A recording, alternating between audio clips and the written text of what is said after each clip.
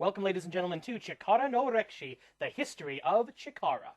And for the first time, we're actually living up to that name. We're not doing the next show in the timeline from when we started. We are actually going backward a little bit. We're going to be taking a look at a series of videos that were put up as the origin of the faction known as the Crucible. If you did not see episode 8 of Chikara no Rekichi, that was the first half of the Aniversario weekend of last year, 2019. The Crucible made its in-ring debut with a dominant victory over a team of Chikara Technicos led by Lightning Mike Quackenbush himself. Well, there was a definite feeling of, okay, I missed something here, so we're going to go back and take a look at what actually happened. Now, these videos are available on Chikaratopia, chikarapro.com. They are subscriber exclusives, at least that's how they're labeled on my screen here. Therefore, I will be using only the barest minimum of screenshots in order to convey to you what is happening. I'm going to try to do this mostly in audio format. If you do not like that, I completely understand. However, I am trying to spread the word of Chikara, and I'm not going to do that by essentially using too much of their footage. I know I use a lot of screenshots when I do these kind of reviews, these Chikara no Rekichi episodes. However, hopefully you will notice a pattern. Very, very rarely do I use in-ring images, and I never use any kind of video. I will use poses from entrances. I will use the referee holding up the victor's hand, and that's just to convey who the characters are. That's just to convey who won the matches. And since I am pretty close to a year behind now, I don't think I'm getting into spoiler territory at this point. But I do recommend go to chikarapro.com, sign up for Chikaratopia. It is cheaper than WWE Network, and hopefully, if these videos live up to the Chikara pedigree, you'll be getting a better quality of product than you would under WWE. So we're going to take a look at the first video of Heralds and Harbingers, Episode 1, The Crucible. A man by the name of Dean Lerner wakes up to a vibration from his cell phone with no caller ID. He answers the phone and he's told that there's a car outside his house, or there will be in 3 minutes, waiting for him. Get in the back. He does so, because he's kind of stupid. A man in the front of the car speaks to him. We're not shown who this is, but from the voice and the speaking pattern, the intonation, it is clearly Ophidian. He tells him that it's time for him to begin his training, essentially. Now, Lerner has no idea what the hell Ophidian is talking about. He thinks he signed up for some kind of an alternate reality game or something. We get some of the basics behind the philosophy of the Crucible. By the way, the Crucible is apparently the name of the group and a physical location. It's their training center. Now, it looks like this was filmed at the Wrestle Factory, but it was lit completely differently, so I don't think so. Or maybe it's the same place, but it's not supposed to be the same location. He is told to leave all of his valuables in the car, and that in the Crucible, you only have a face if you earn one. So he is given one of the Chikara faceless enhancement talent masks. Purple mask, gold kanji. He is told of the rules of this borderline cult. He will not make eye contact with any member. He will do what he is told. He will make a sign of respect whenever commanded. And he will basically be the lowest rank of the totem pole. We see a bunch of masked and face wrestlers doing push-ups on mats.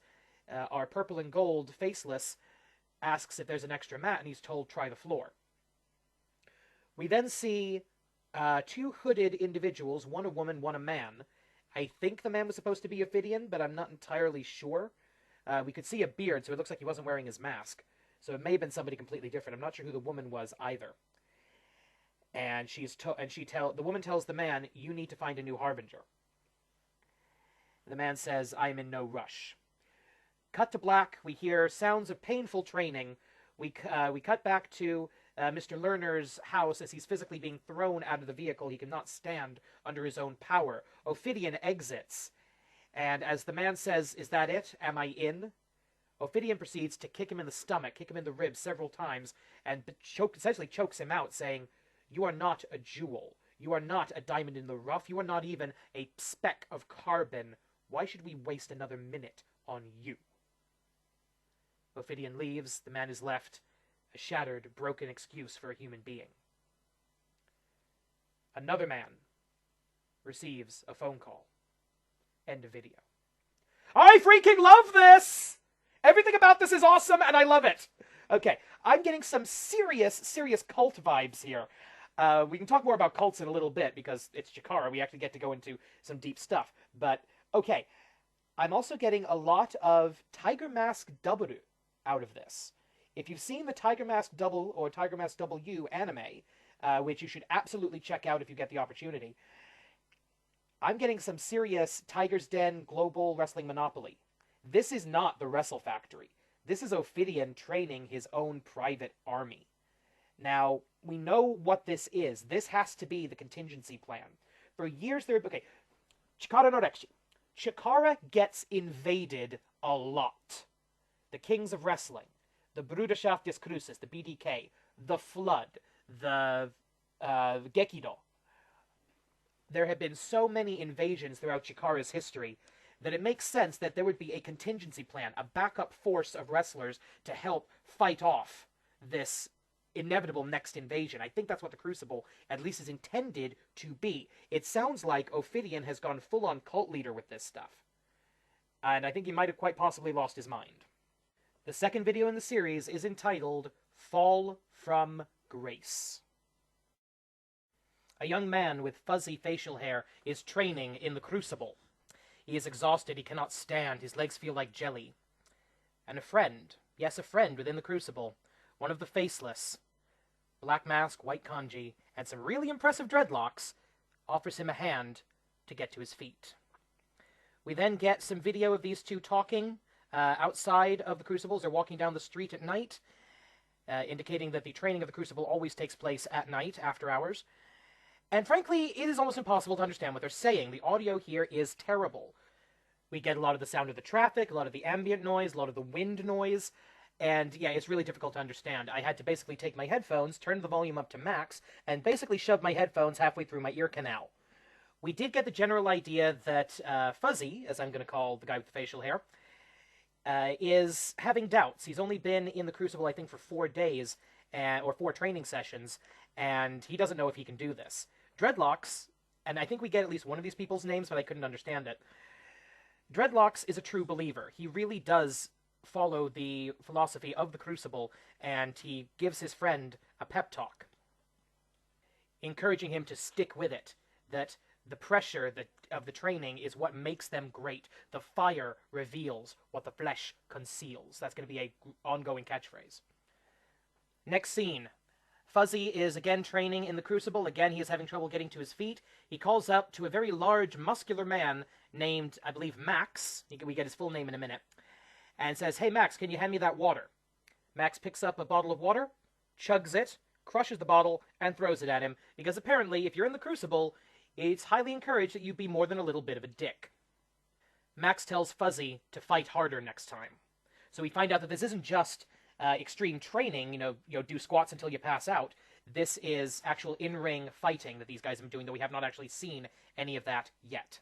Once again, Dreadlocks offers Fuzzy a hand to his feet. We then cut to them again walking on the outside, and again, Fuzzy is expressing doubt. And this time, Dreadlocks gets a little pissed off. Fuzzy is asking to be put in the ring with someone his own size, and that ticks off Dreadlock. Because Dreadlocks is saying, look, they're not going to turn down the heat for you. This is the Crucible. You've got to get in that ring, and you've got to let it all out. Look at me. I don't look like a fighter. I don't fit the mold. But when I get in there, I get to go absolutely crazy. That is the Crucible. The fire reveals what the flesh conceals. They will not make exceptions for you. So you need to dig down deep and show them something. We then get our first real bit of character development. As apparently Matt, or Makowski is his full name, is a former MMA fighter, used to work for Bellator. And apparently once he lost his faceless mask, he actually had to go through the same process as everybody else, which actually I kind of like. Dreadlock Googled the guy and found out that he is an MMA fighter. So it looks like this is our first real new character that's going to be pushed long-term in the Crucible. We cut back to the Crucible. Makowski is doing headstand push-ups. He's got his head on the mat, his fists on the floor as well, and he's doing push-ups in that position, his legs straight in the air. Dreadlock tries to copy the maneuver. He cannot, and he falls on his back. He asks Makowski, "Hey, whatever happened to Fuzzy?" And again, I couldn't quite make out Fuzzy's name. And all we hear is, "The fire consumes. Maybe you will be next." End of video. So a lot more information revealed here. We find out that there are true believers among the carbon of the Crucible. We get a character that's going to be a main character going forward, I have a feeling. And here's the interesting thing. We finally find out a little bit more about the ranking system of the Crucible. At the very bottom, you have the faceless carbon. Above them, you have the unmasked carbon, the face carbon. Above them, you have the jewel. A jewel is, of course, something that is compressed under great pressure until it becomes something of value. That's the core philosophy of the Crucible. Currently, the jewel is someone called Lance. We can only assume this is Lance Steele. And above the jewel is the Harbinger, or the Harbingers, plural. And apparently among the Harbingers is Lance's brother. We don't get a name of Lance's brother, but we find out at Aniversario this is the Whisper. So possibly between now and Aniversario, Lance Steele will be promoted, but we're not entirely sure of that. And we also find out that Jewel is a title that you win in combat. You win or lose in a match, presumably in a wrestling match. And Lance Steele, when he became the Jewel, took somebody named Barry and completely destroyed him, whatever that means. Presumably just left him a broken man, or possibly killed him. There's a lot of implication of that. Let's just say I don't expect to see Fuzzy anytime soon. Up next is Episode 3, The Mole, which is a rather intriguing title, don't you think? We begin at the Crucible, during a night of intense cardiovascular training. Dreadlock, still a masked carbon, stumbles after his 400 and some odd push-up. Ophidian comes to him and asks him, "Have you finally shattered carbon?" Dreadlock takes the genuflection position with the fist over his heart and says, "No, Vorlung." What? Yes, in this episode we learned that Ophidian, and it is obviously him from the voice, and we see a little bit of his ring gear under his red higher power robe. It's him. It is Ophidian. But he's being referred to, and I had to go back and listen to this about 100 times, it feels like. Vorlun. It's either Vorlun, Vorlung, or Vorlund. And I'm not entirely sure what that means. I believe it might be a reference to Volund, a character from Nordic mythology, also known as Wayland, who was known to be the greatest human blacksmith in all of Midgard. His skill in the forge was considered to be the equal of the dwarven blacksmiths who forged the weapons of the gods, including the enchanted hammer Mjolnir, wielded by Thor himself. I don't know if that's the correct reference, because I couldn't hear... Again, the audio on these is not good. I couldn't quite hear what was being said. Anyway, Dreadlock swears that he has not yet shattered. Ophidian, or Vorlund, says, "I shall be the judge of that." Vorlund's next stop is a brand new character, our second new character introduced in these videos. A man of Asian descent, wearing orange pants with an almost Masonic-like apron, loincloth thing coming over the front. He's doing his push-ups as well. He does not falter, as the masked carbon did. Vorlund comes to him and asks, "Has your recent trip to Singapore softened you, Carbon?" Of course, the response is, "No, Vorlund." The response, "We shall see."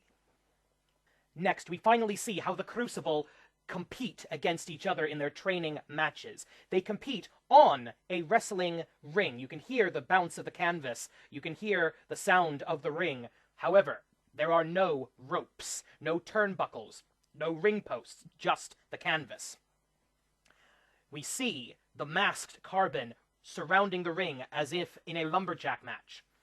A masked Carbon with a black mask, white kanji, and a black tracksuit, or black sweatsuit, officiates the match. It appears to be contested under a strict time limit, 2 or 3 minutes at most.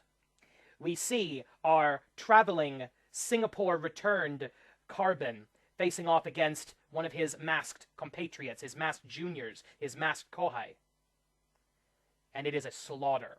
Heavy slams and strikes. The referee, Carbon, calls the match with 1 minute and 13 seconds remaining on the clock, meaning that this orange-clad Singapore striker has ended the bout in less than 2 minutes at most, less than 1 minute at the least. We cut over to the hooded woman speaking to Vorlund, Ophidian as we know him. "See anything you find interesting?" Says Ophidian. "He plays with his food. I want a harbinger who reflects ruthlessness." After the bout, the orange-clad Carbon is taking a drink of water, getting a breath, when the hooded woman comes over to him, grabs him by the chin, and asks, "Is there something wrong with your face, Carbon?" and proceeds to smack what she perceives to be the hint of a smile off of his face. He answers her question, "No, Strix." I believe this is another reference to ancient mythology, as is common in Chikara. In a not particularly well-known story of Greek mythology recounted in Ovid's Metamorphosis, Strix was originally a human woman who was transformed, along with her sons, into birds as punishment for the sin of cannibalism. The Strix is described as a bird that cries by night, without food or drink, with head below and tips a feet above, a harbinger of war and civil strife to men. Now, it is possible that this refers to a bat, hence the idea of the head below, the feet above, hanging upside down. It is also possible that it refers to a type of owl that does the same sort of sleeping pattern. No matter where you find reference to the Strix, it is a flesh-devouring, man-hunting beast of a bird, and an appropriate title for a harbinger of the Crucible. After she finishes slapping the smile off of his face, Strix laments that she thought this particular hunk of carbon was going to be valuable. He responds, "I have something of value." Unlikely. Information. Someone has been leaking footage of the Crucible. This enrages Strix. She grabs him by the face, demanding to know who, how is this possible? He says that he doesn't know. But it appears to be security camera footage. It's faint, but it is clear enough to show the location of the Crucible. Strix slaps him again and calls him worthless. We cut outside to yet another walk and talk between Dreadlock, now without his mask, and another young Carbon, a young trainee of the Crucible. As last time, the audio is pretty darn terrible, but here's what I was able to figure out. The man in orange who has the valuable information is called, I believe, Tunkel Amir. He's been a member of the Crucible for a while, but he has been on excursion to Singapore to learn a martial art unique to that area of the world known as Singa Fist. This is, by the way, a real martial art. Google it. It's actually pretty interesting. Dreadlock's new friend, again, we do not get a name, so I shall call him White Hoodie. White Hoodie asks, "Man, what's the point of all this? How are we supposed to fight guys who know how to box, do MMA, and do this Singa Fist stuff? Every time my body hits the concrete, I'm just asking myself, is this worth it? What am I getting out of this?" Dreadlock, ever the true believer, reminds White Hoodie that on his first night, and we did see this in the first video, I'm not sure if I mentioned it, he was given a waiver to sign. And Dreadlock asks, "Did you sign it?" White Hoodie nods, and Dreadlock says, "Well, there's your answer," not having actually answered the question at all. Dreadlock, the true believer, is starting to not be able to justify his faith in his cult. We cut back to the Crucible. The lights come up to an empty room, an empty warehouse. Ring set up without its ropes. White Hoodie walks in. He asks, "Where is everybody?" Strix appears behind him, puts her hand on his shoulder, and says, "Tonight, we light the Crucible for you alone." He finds himself on the ring with a large African-American man in boxing gloves who reminds me of Balrog from Street Fighter II. Clearly the aforementioned guy who can box. Balrog tells White Hoodie, "We can do this the easy way or the hard way. Who leaked the footage?" White Hoodie says he has no idea what on earth Balrog is talking about. Balrog smiles, "Okay, the hard way." We then get a montage of Balrog beating up and slamming multiple members of the Crucible, all of whom claim they have no idea who leaked the security camera footage. The final victim is Dreadlock, who when asked, "Did you leak the footage?" he says, "No! Anybody who could have gotten access to our landlord's Wi-Fi router could have gotten access to that footage. Heck, you could hire a hacker to pull it from the cloud days after the event. I wouldn't be stupid enough to leak this." Balrog hesitates. He looks up at Strix, who holds out her fist like a Roman emperor, and gives the thumbs up. Dreadlock is spared for now. End of video. Okay, so we've had our setup. We now understand what the Crucible is, how they function. We don't know the identities of all the members, and we don't exactly know what the whole master plan is, but we've got the basic idea. And now we've introduced the plot. There is a mole, as the title can obviously show you. Someone is leaking footage of the Crucible. That means they could be exposed. Secrecy is obviously a big thing for this group. We continue now to video 4. Lumps. And that could mean any of 100 of different things. We begin with another late-night walk and talk between Dreadlock and White Hoodie. They discuss what they hope to get out of their training tonight. White Hoodie specifically wants to get his hands on a punk named Bray. Dreadlock, on the other hand, wants to get rid of his mask. He wants to earn his face. And he gets this faraway look in his eye as he describes what he has to do, the vicious scalpel that he must become in order to get out from under his mask. We cut to training within the Crucible, and we finally get to meet Bray. And, oh dear God, I want to punch this kid in the face myself.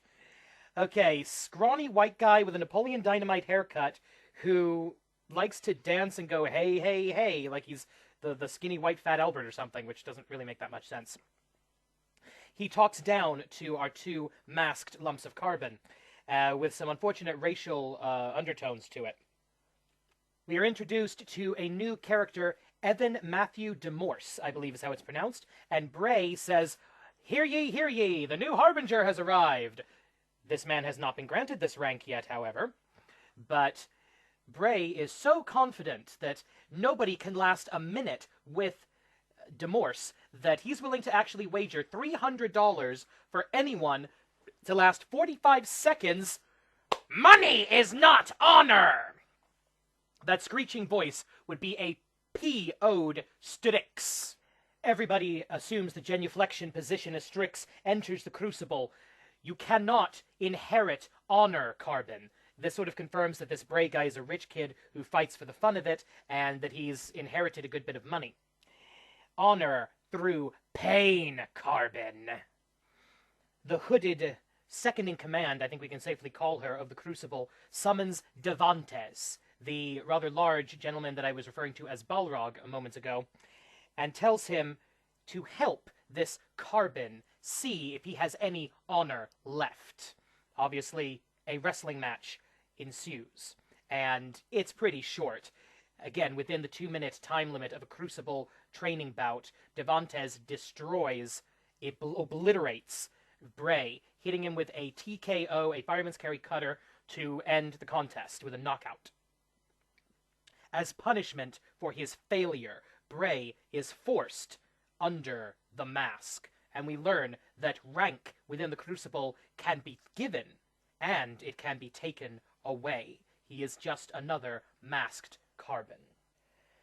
Vorlund and Strix discuss their trainees, and for this the first time we really see that Ophidian, Vorlund, is not wearing his mask. We can see a full beard, which I've been told Ophidian has.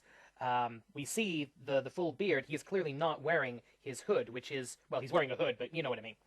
Which is kind of creepy for me, to be honest, that he would train these people barefaced. They discuss both Devantes and the person that Bray was talking up earlier. And Ophidian, Vorlund, admits, well, at least they don't play with their food, and they've got a ruthless streak that I like.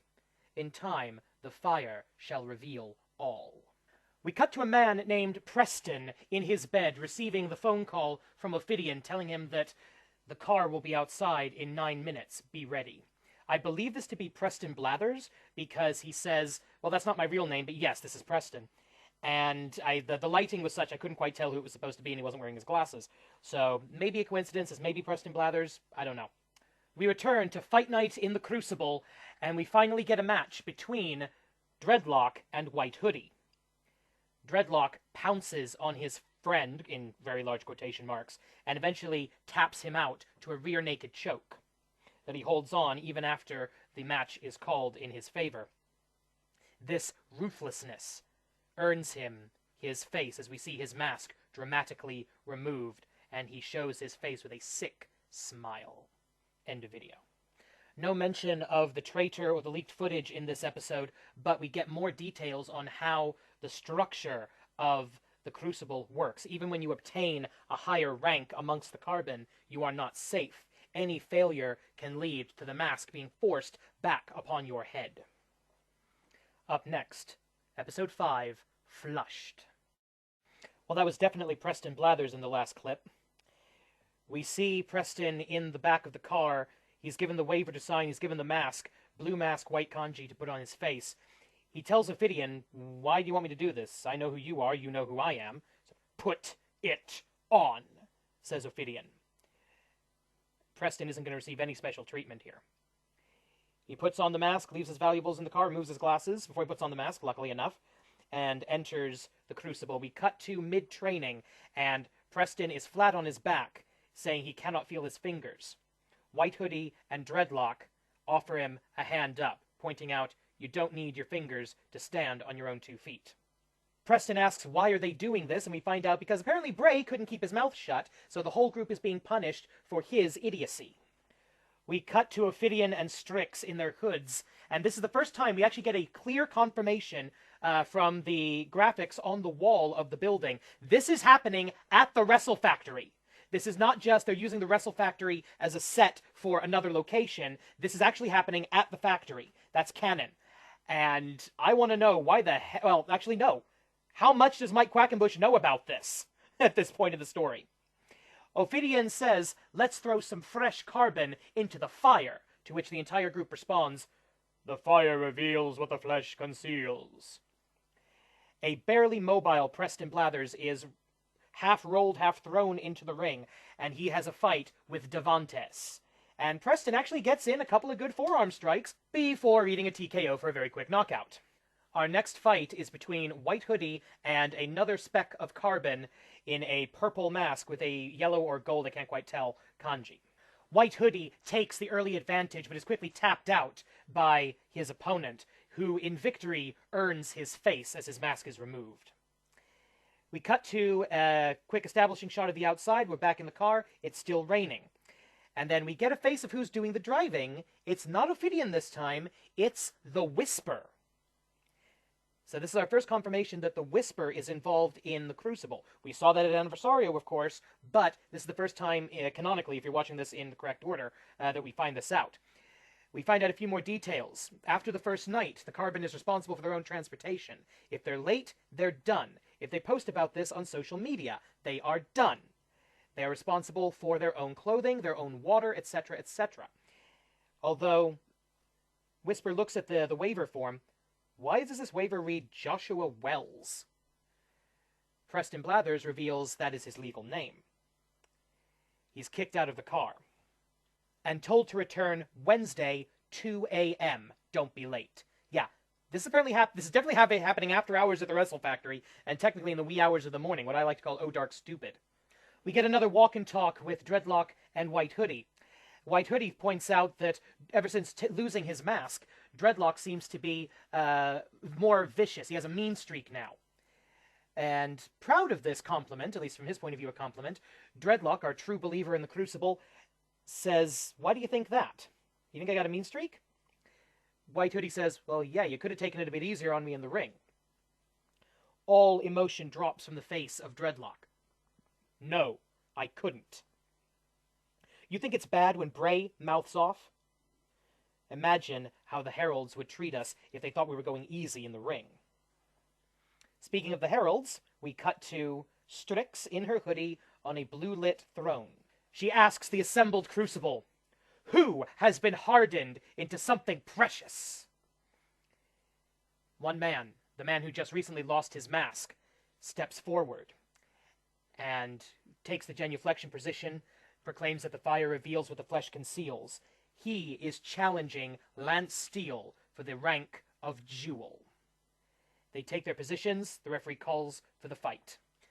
The challenger hurts his hand trying to chop at the chest plate of Lance Steele. A nice callback to the early days of the character. Steele quickly puts his opponent away with a Boston Crab for a submission victory. We are then shown the former Carbon, who just lost to Steele, being physically thrown out of the Wrestle Factory, his bag being thrown out after him. Presumably, he has shattered. The next fight of the evening is Dreadlock versus the still masked Preston Blathers. We get confirmation that the time limit of a Crucible fight is a mere 2 minutes. And we haven't seen one of these go to a time limit draw yet. Dreadlock takes the early advantage, but Blathers, or Wells I suppose we should call him, hits a very lucky back elbow to the face of Dreadlock for the knockout upset victory. His hand is raised. We then get a wonderfully shot point of view from Dreadlock as his vision returns after being knocked out. The referee is standing over him. Up! Show respect! He clearly takes the genuflection position and then starts madly going, no, no, no, no, no, no, no, no, no, no, no, no, no, no! As his mask is returned to his face. His failure punished by his identity being stripped from him. We return to the heralds watching the action. Strix says that while he doesn't look like much, that new lump, referring to Blathers or Wells, surprised her. The Whisper reacts, it was a lucky shot. And then we see an interesting detail. Strix is holding a chain, which is connected to the neck, to the collar of the Whisper. Remember how Whisper, actually, you may not know this, but Whisper used to carry the Snow Troll around on a chain. Now his fortunes have been reversed, and it is he in the submissive position to Strix. Ophidian, on the other side of Strix, on Strix's right side, points out, always have to be superior, don't you?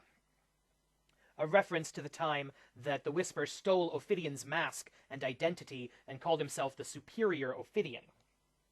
Strix chastises Ophidian, now, let's leave the past in the past. End of video.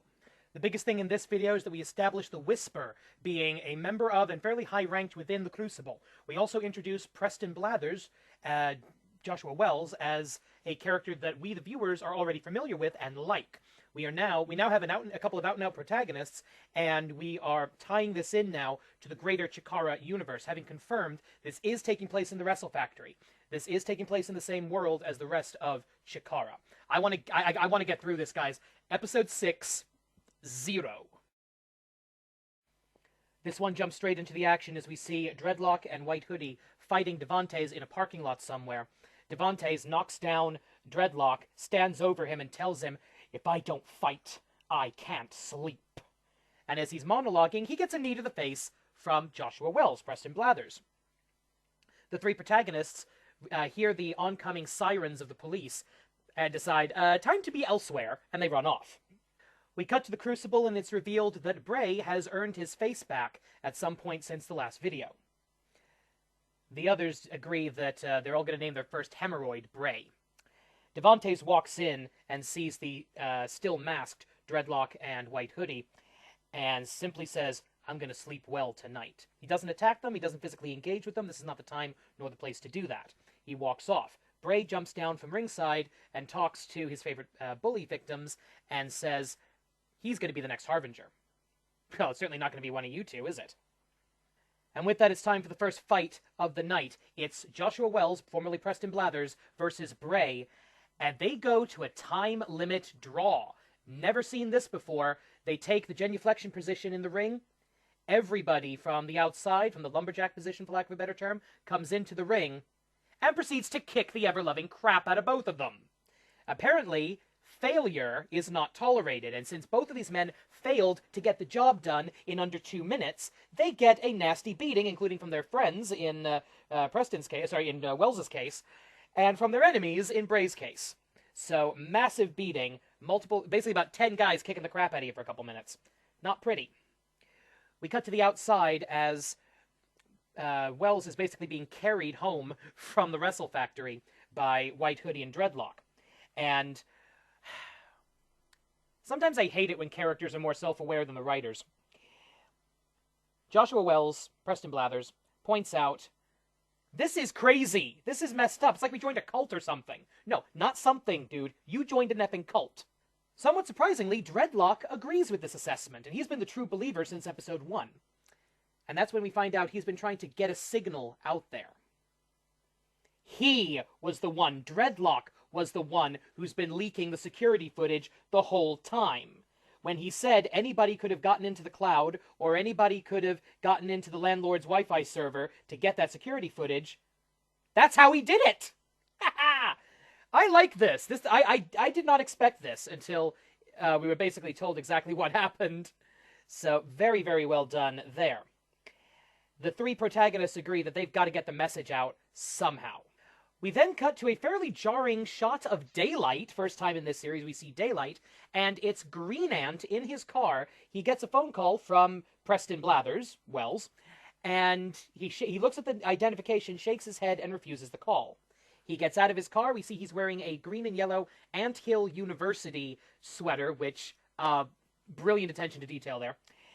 He opens the trunk of his car, presumably to get something out. He gets text messages from what's labeled as Preston Blathers, saying, "Hey, it's me, Preston. Call me ASAP." Again, Green Ant looks at this, shakes his head, and says, "No, I don't quite get what the connection is there." We cut back to another night of fights in the Crucible, and it's Devontes versus Demorest. So we got our two guys that start with D, our big, heavy bruisers, the top contenders for the new Harbinger of Ophidian, and it's the most competitive match we've seen from anybody in any of these videos, quite frankly. In the end, Devontes is the victor after a knockout TKO. Ophidian says, "Oh yes, that is my new Harbinger." Devontes celebrates his victory in the ring when, for some reason, music starts to play, and it's a slowed-down version of the Chikara closing credits theme song. I used to feel down, and I hit the ground running. And all of a sudden, the lights come up in the Wrestle Factory. Strix and the Whisper jump to their feet, remove their hoods to show their faces, as in walk the Chikara Technicoat. Lightning Mike Quackenbush, Solo Darling, Officer Warren Barksdale, Boomer Hatfield, Green Ant, who presumably did eventually make that call, Razorhawk, and probably a couple of other people I couldn't see quite clearly. Ophidian removes his red higher power hood to show his mask. Mike takes a look around his defiled Wrestle Factory. Holy sh... And the curse word is cut off. End of series. As for what happens after this, I don't know if footage exists, but the Technicos basically throw the Crucible out of the Wrestle Factory and ban them from the grounds. Ophidian, formerly the head trainer of the Wrestle Factory, he's out of a job now. The Crucible scattered until they showed up at Aniversario. I absolutely love every single thing about this except for the audio. And even that got better as the videos progressed. More work was done to develop these new characters, these new villains, this new force in Chikara in less than an hour of footage. Most of these videos, the longest of them was the last one, was 0, and that was about 10 minutes. Most of them were between 7 and 9. And they did more to develop characters in that 1 hour than, quite frankly, WWE has done for any of their characters in probably the last couple of years combined. And this was an absolutely brilliant villain origin story. The style of the Crucible, while it does make sense in its own twisted way, is almost the exact opposite of how Mike Quackenbush trains his wrestlers. We've seen footage of Mike training at the Wrestle Factory before in real life, and it's nothing like this. It's a positive, welcoming environment. Hard training, of course, but it's not torture. And Wells wasn't kidding. This was a cult. If this video wasn't already 15 minutes longer than I planned to be, I would go into the details of exactly what does make a cult, talk about the bite model, and how the Crucible is hitting every single beat of that. Not going to give this a letter grade because it wasn't actually a wrestling show, but it is highly, highly, highly, highly, highly, highly recommended. Get a Chikaratopia subscription, chikarapro.com, and check this stuff out. Because this is the type of storytelling that you are really, these days, now that Lucha Underground's gone out of business, this is the type of storytelling you're only going to find in Chikara, and it is oh so rewarding. Next week on the Last Wrestling Podcast, it's going to be a review of AEW Revolution. I'm actually quite looking forward to that show. And this weekend at AWL 305, the Grand Championship will be decided as Aztec Kaiser Neo makes his 5th title defense against Project Tetsu 2.0 of the Augments. Thank you for watching, thank you for listening, if indeed you still are. I'm Ryu-sensei, I'm a proud member of the Chikara Me, and while I am not affiliated with Chikara Pro in any way other than being a fan, I proudly say I am Chikara.